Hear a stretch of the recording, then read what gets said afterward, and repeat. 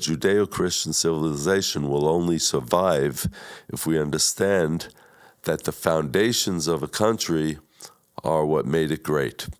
And if you remove those foundations, which come from the founding fathers of this country, who were very biblically connected, then you destroy the country itself. The whole house will fall. Welcome to the Dr. Jeff Show podcast. Every week, I have the privilege of interviewing major thought leaders from many fields of influence, showing how our worldview changes everything. And you can find the show everywhere podcasts are found, including Liftable, Edify, Apple, Spotify, you name it. Today, we have a bonus episode for you with David Rubin. This is a conversation that David and I had in the podcast suite for Summit Ministries at the National Religious Broadcasters Convention in Orlando. David is an American Israeli activist, philanthropist, and author. He's a former mayor of an Israeli town called Shiloh and the founder of the Shiloh Israel Children's Fund, which works to heal the trauma of children who were victims in terrorist attacks. If you've ever wanted an inside look into what is happening on the ground in Israel, especially related to Israeli-Palestinian conflicts, well, this is your show. Let's listen in. David Rubin, welcome to the Dr. Jeff Show podcast. Well, thank you, Dr. Jeff. Good to be with you. Well, it's good to be with you, too. Now, this is an unusual setting for our podcast here because we're in Orlando at the National Religious Broadcasters Convention. And you've got some great news here because you've got a new book called Confronting Radicals, What America Can Learn from Israel, which I'm looking forward to having a conversation about, and a documentary film that goes along with that. And, of course, you're the head of the Shiloh Israel Children's Fund, so it's a pleasure to have you on the show. Well, thank you. So I'd love to talk about what a radical is when you say we're confronting radicalism, because this is your work is helping children who have been victimized by terror. It's a significant part of it. What is a radical? How would we know one if we saw one? Well, first let's understand what terrorism is. Okay, terrorism is very literal. It's intended to terrorize people, to frighten them, to humiliate them, to intimidate them, so that they will be afraid to go on with their lives in a normal kind of way. And when you're talking about radicals are extremists that try to intimidate people, that through their actions try to prevent people from living in a normal way, to disrupt their normal routines. And very often, in the current case that I'm referring to specifically in the book, is the radical secular leftists who are trying to bring down Judeo-Christian civilization. Well, they're using violence towards that, but they're also using a lot of other means towards that. And so they are working. That radical secular left is working together with the Islamic ideologues, the Islamic extremists, to bring down both of our houses, both Israel and America. So you're making a case that I haven't heard made before. This is why I'm so compelled by it. At Summit Ministries, we talk about the radical secular left. We talk about that worldview and how to respond to it. We've talked about Islam, just to understand Islam in general, and then what it is, what are the sects of Islam that produce terror and why. But we've never tied the two together in quite this way. What made the connection for you? Well, I've always known that there was a connection between the two. But what really struck me was during the George Floyd riots. Okay. When I saw bricks on street corners, and I saw these homebred terrorists in America throwing Molotov cocktails at police, and Molotov cocktails are those homemade fire bombs that we in the biblical heartland of Israel, in Samaria, where I live, the so-called West Bank, we've been dodging those rocks and bricks and fire bombs for, in my personal case, 30 years. And I was wounded by terrorists. My car was ambushed by Islamic terrorists from the Palestinian Authority, who are financing terrorism every month. And I was ambushed. I was shot in the leg. My son was shot in the head.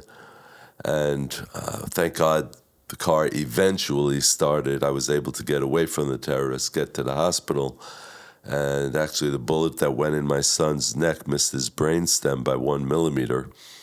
So we survived, thank God. Yeah. But when I saw on the streets of New York, in the streets of Seattle, in the streets of Ferguson, all of these American cities that had this wild terrorism masquerading as peaceful protest, I realized that something's going on here.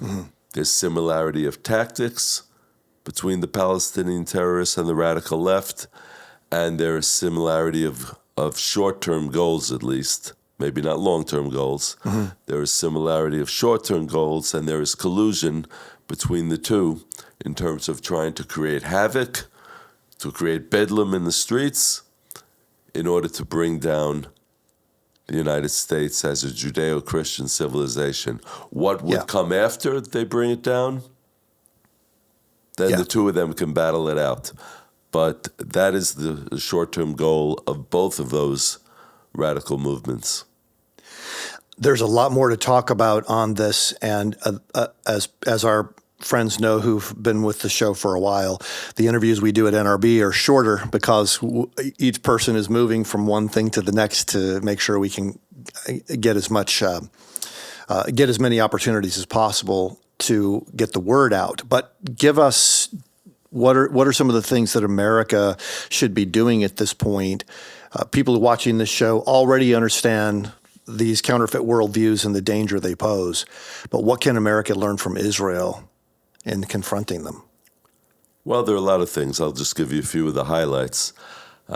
First of all, America can learn from Israel's successes and Israel's mistakes. So I'll give you a couple of the mistakes first. We'll start with that. Israel was reestablished as a modern nation, as the modern state of Israel after 2,000 years of exile and persecution and mass slaughter, but also some successes along the way, 2,000 years of exile.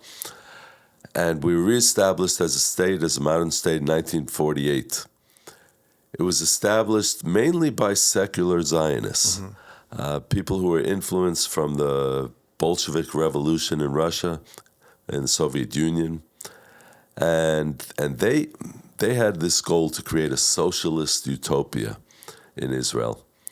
Well, they established a socialist economy, and guess what came along with it? A restriction on the people's freedoms. Yeah.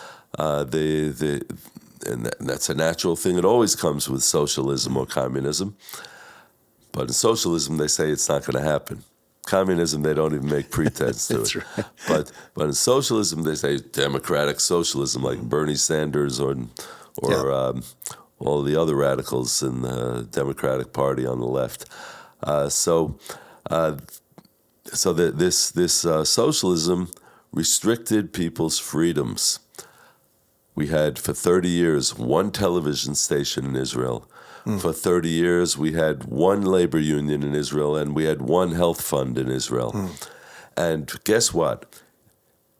In the late 1970s, Prime Minister Menachem Begin, working together with then President Ronald Reagan,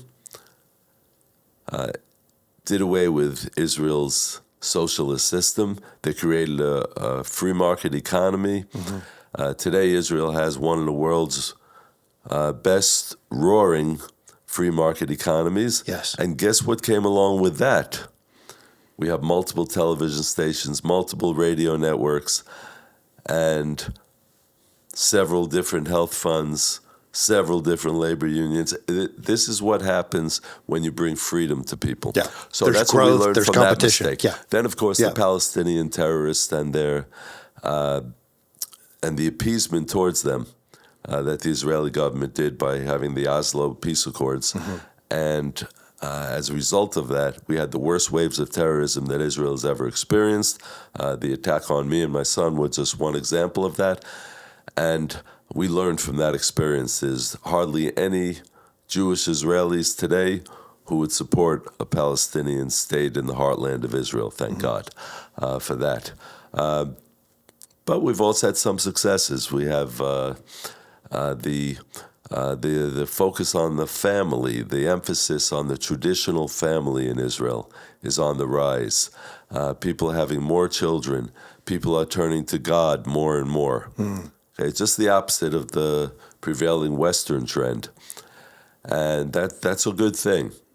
And people can learn from Israel's emphasis on education, which of course comes from biblical Torah education, religious education, which is at the core of what people need. And so there's that. And the turn to God and the rise in spiritual consciousness. It's all a good thing. Yeah. Well, when you speak about Torah as an evangelical Christian, we talk about the Old Testament, the New Testament. I think I've heard a lot of Christians say, New Testament, that's, it's new. That's why we study that. What is it about the new focus on Torah that is restoring the values that are making Israel strong? Well, the Torah speaks about some of these values. The Torah speaks about the family.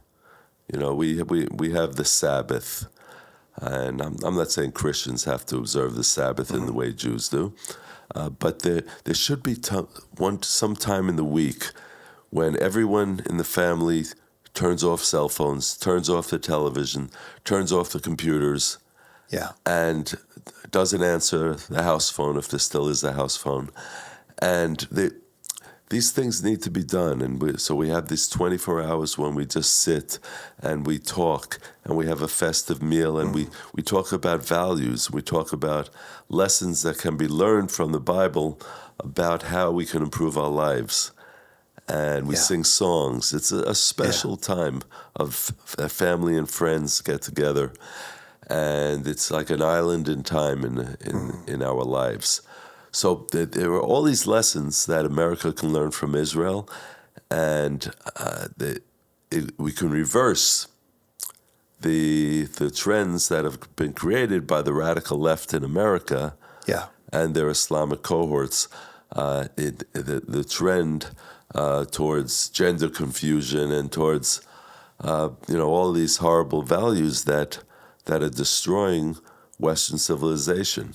So Judeo-Christian civilization will only survive if we understand that the foundations of a country are what made it great. Mm-hmm. And if you remove those foundations, which come from the founding fathers of this country, who were very biblically connected, then you destroy the country itself. The whole house will fall. Yeah. Well, there's so many connections there. The founding fathers of the United States of America looked at the example of the Hebrew Republic as their inspiration for the kind of government that they would put together. And not a lot of people know that. So there's more of a connection. When we say Judeo-Christian, we're talking about these founding principles that we apply in our families, but that we also seek to apply so that we can achieve justice in society.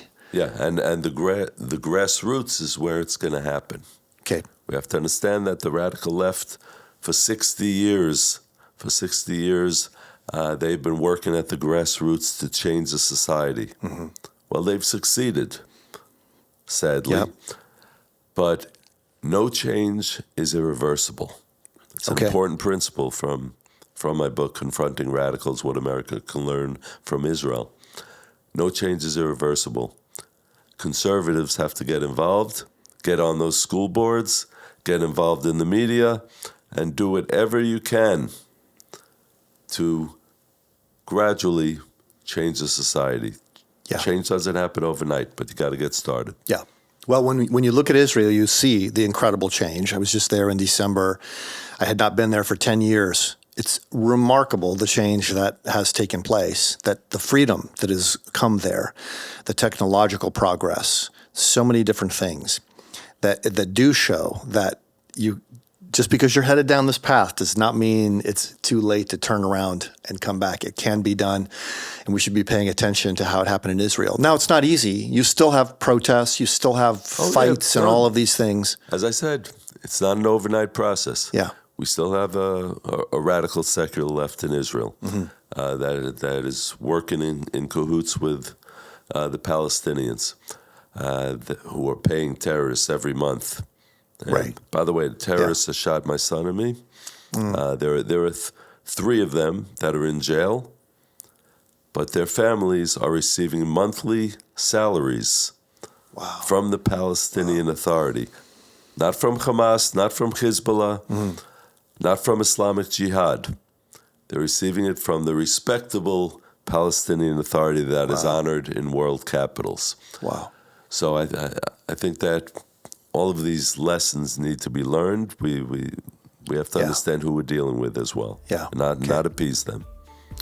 David, thanks so much for coming on the show today. We're really grateful. Thank you, Jeff. Thank you to David Rubin for coming on the show today. If you enjoy the show, would you consider leaving a review on your favorite platform? Reviews help more people find the show. And if you want more resources that can help you live out a biblical worldview as a student, parent, educator, or church leader, head over to summit.org/resources for articles, videos, ebooks, and more. We'll see you next week.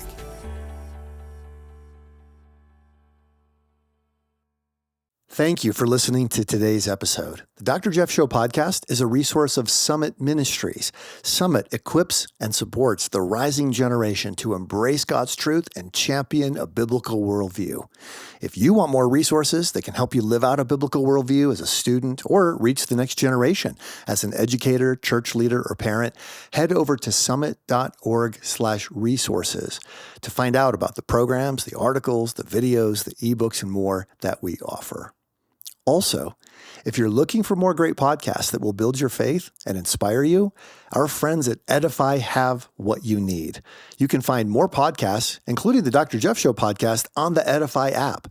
Download it at edify.app, spell EDIFI, and then you can also search for it in the Apple Store or the Google Play Store.